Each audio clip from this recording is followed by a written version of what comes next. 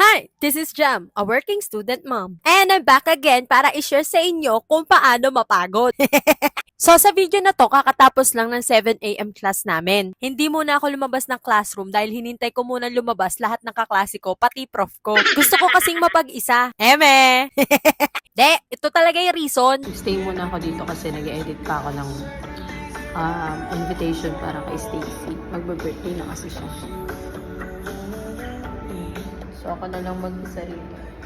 Maximize natin yung oras natin kasi 10 a.m. pa naman yan. So 9:34 pa lang. So alam nyo na, October pa kasi tong video na to at napakaraming ganap na tong buwan na to. Birthday ko, birthday ni Daddy, at 7th birthday ni Bunso. Kaya sobrang busy talaga. Syempre may mga ganap-ganap din sa trabaho at syempre sa school. Tulad yan sa video, nakikita nyo, bumababa na ako sa hagdan. Papasok na kasi ako sa 10 a.m. class ko. Tapos magkakating ako ng 11 a.m.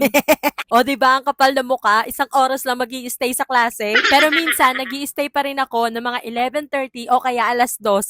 Pero cutting pa din yun. De, nagpapaalam talaga ako sa prof ko na babiyahin na ako. Buti na lang mabait yung prof ko because he let me go. Let me go!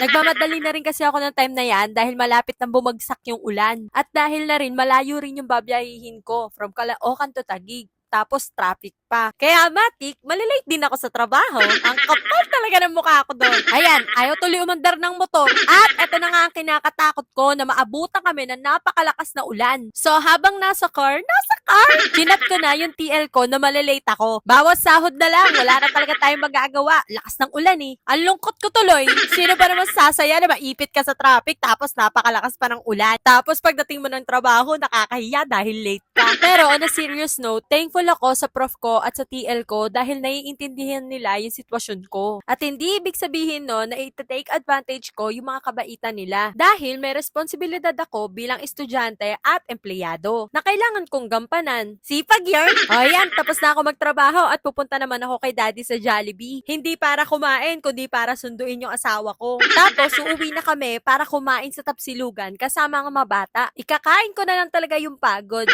So yun lang muna. Babush!